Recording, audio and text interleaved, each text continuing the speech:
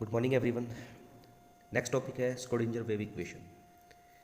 देखिए, अभी हम कुछ देर पहले जब स्टडी कर रहे थे तो मैंने कहा था कि न्यूक्लियस है और इलेक्ट्रॉन जो है न्यूक्लियस के चारों तरफ वेव की फॉर्म में घूमता है। तो what is the equation for this wave. ये जो एक वेव है, इलेक्ट्रॉन जो है वेव की फॉर्म में घूम रहा है, तो इसका ये एक क्रस्ट हो गया, एक ट्रफ हो गया। तो यहाँ से लेकर यहाँ तक इलेक्ट्रॉन ने एक वेव बना दी।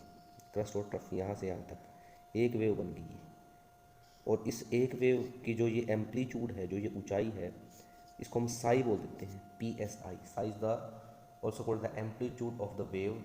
और इसको हम वेव फंक्शन भी बोल देते हैं। तो स्क्रोडिंजर ने सबसे पहले वेव माइक्रोस्कोपिक पार्टिकल के लिए वेव इक्वेशन निकाली, जो कि एटम के चारों तरफ एक वेव मोशन में रिवॉल्व कर रहा है। इक्वेशन का डेरिवेशन एग्जाम में नहीं है, सो आपने इसकी इक्वेशन ध्यान रखनी है। Psi square curly square upon psi x square plus curly square psi upon curly y square plus curly square psi upon curly z square plus 8 pi square m h e minus v into psi equal to 0। अब इसमें साई क्या है, पहली बात कर चुके हैं। साई इस वेव का एम्पलीट्यूड है। ये जो वेव हमने बनाई है इसका एम्पलीट्यूड है, कितनी हाइट क्रस्ट या ट्रफ की गेन करता है, या इसको वेव फंक्शन बोल देते हैं। E is the total energy of the wave and V is the potential energy of the wave. इससे ज़्यादा हमने कुछ डिस्कशन नहीं करना है। अब देखिए, जब स्क्रोडिंजर वेव इक्वेशन को हम सोल्व करते हैं क्वांटम मैकेनिकली, आप लोगों के सिलेबस में नहीं है, तो साई की बहुत सारी वैल्यूज़ आ जाती हैं। अब उन सारी वैल्यूज़ में से कुछ एक वैल्यू होती हैं जिनको एक्सेप्ट करते हैं, या जिनको हम which are acceptable, we can say. There are a lot of solution of the Schrodinger wave equation for a particular wave function. किसी पर्टिकुलर साई के लिए स्क्रोडिंजर वेव इक्वेशन के कई सॉल्यूशन हो सकते हैं, लेकिन उन सारे सॉल्यूशन को हम एक्सेप्ट नहीं करते। उनमें से कुछ एक जो वेव फंक्शन है उनको एक्सेप्ट किया जाता है। कौन कौन से? Sai must be single valued. ऐसे वेव फंक्शन को यूज़ किया जाता है जिसमें ये मान लो यहाँ से हम चले और ये एक एम्पलीट्यूड बन रहा है साई का। ऐसा नहीं है कि किसी एक ही पॉइंट पर साई की दो वैल्यू आए। जैसे इस पॉइंट पर इस वेव फंक्शन की एक तो साई की वैल्यू ये आ गई, दूसरी वैल्यू ये आ गई। तो ऐसे वेव फंक्शन एक्सेप्टेबल नहीं होते जो एक ही पॉइंट पर एक से ज़्यादा साई की वैल्यू शो करते हैं। जैसे इस केस में कि यहाँ यहाँ यहाँ हर जगह दो दो वैल्यू शो की हुई हैं। So psi must be single valued. एक ही वैल्यू आनी चाहिए किसी पर्टिकुलर पॉइंट पर साई की। साई मस्ट बी कंटिन्यूस, मतलब ये है कि अगर यहाँ पर साई की वैल्यू आनी शुरू हो गई तो ऐसा नहीं कि कुछ देर तक तो इसकी वैल्यू आए इक्वेशन को सोल्व करते वक्त, फिर वैल्यू ना आए, फिर वैल्यू आने लग जाए, फिर वैल्यू आनी बंद हो जाए, फिर वैल्यू आने लग जाए। तो यहाँ पर जो साई बनेगा हमारा वो कंटिन्यूस नहीं बनेगा। ये जो वेव फंक्शन है ये कंटिन्यूस नहीं होगा, डिसकंटिन्यूस होगा। सो ऐसे वेव फंक्शन को भी रिजेक्ट कर जाता है जो कंटिन्यूस नहीं होते। इन्फिनिटी के ऊपर साई की वैल्यू जो है वो 0 होनी चाहिए। अब ये न्यूक्लियस है और यहाँ आगे बढ़ते रहेंगे, हम बढ़ते रहेंगे तो इन्फिनिटी पे पहुँच जाएंगे। इन्फिनिटी के ऊपर इस साई की जो वैल्यू है वो क्या हो जानी चाहिए, 0 हो जानी चाहिए। And Sai must have finite value. Sai की वैल्यू फाइनाइट होनी चाहिए, फिक्स्ड होनी चाहिए। ये नहीं कि इन्फिनिटी वैल्यू आ रही है किसी पॉइंट पर, किसी भी पॉइंट पर साई की वैल्यू इन्फिनिटी नहीं आनी चाहिए। अब बहुत ज़्यादा चीज़ें तो इस टॉपिक के बारे में डिस्कस जो है वो आपको BSc फाइनल ईयर में फिजिकल केमिस्ट्री में टॉपिक दोबारा से आएगा।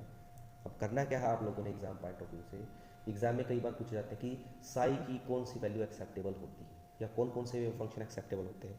सो आपको इन 4 पॉइंटों को लिखना होता है।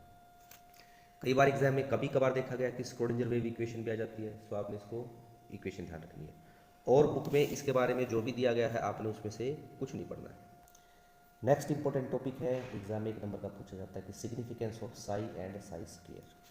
देखिए, साई जो है उसको अभी अभी हमने लिखा है कि इस वेव का एम्पलीट्यूड मानते हैं। यहाँ से यहाँ तक क्या हो गया, this is the amplitude of wave, amplitude of wave, या इसको हम नाम दे देते हैं वेव फंक्शन। ये हो गया जी वेव फंक्शन। और इसको हम अगर probability of finding the electron भी कहें। देखिए, किसी भी एटम में न्यूक्लियस के बिल्कुल ऊपर इलेक्ट्रॉन नहीं होते, लेकिन जैसे जैसे न्यूक्लियस से दूर जाते हैं इलेक्ट्रॉन की मिलने की संभावना बढ़ती चली जाती है। तो यहाँ पर साई ले लेता हूँ मैं और ये ले लेता हूँ डिस्टेंस। न्यूक्लियस पे इलेक्ट्रॉन नहीं है, लेकिन न्यूक्लियस से जैसे जैसे दूर जाओगे आप इलेक्ट्रॉन के मिलने की संभावना बढ़ जाएगी। इस दूरी पे आके इस डिस्टेंस के ऊपर इलेक्ट्रॉन के मिलने की प्रोबेबिलिटी मैक्सिमम होगी। So if we consider psi as the probability of finding the electron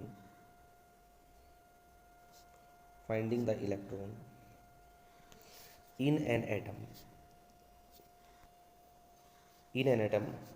then there is no physical significance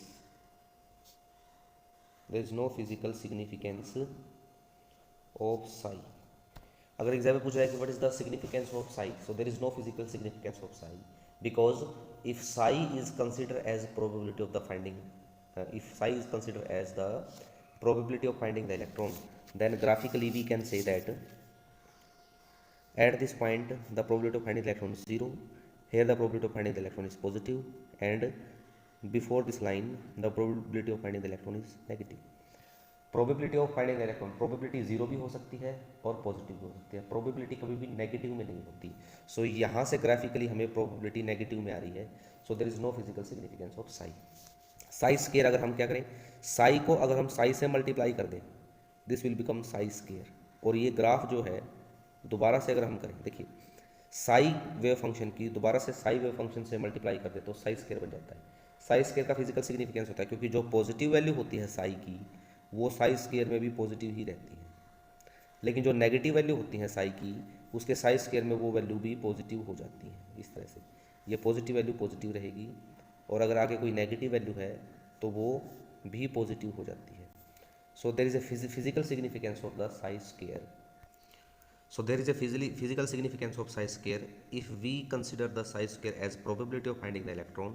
अगर psi square को हम probability of finding the electron के तौर पर consider कर लेते हैं, then psi gives only 0 और positive values. अगला टॉपिक है quantum numbers, radial and angular nodes. इसको पढ़ेंगे हम नेक्स्ट क्लास में। Thank you.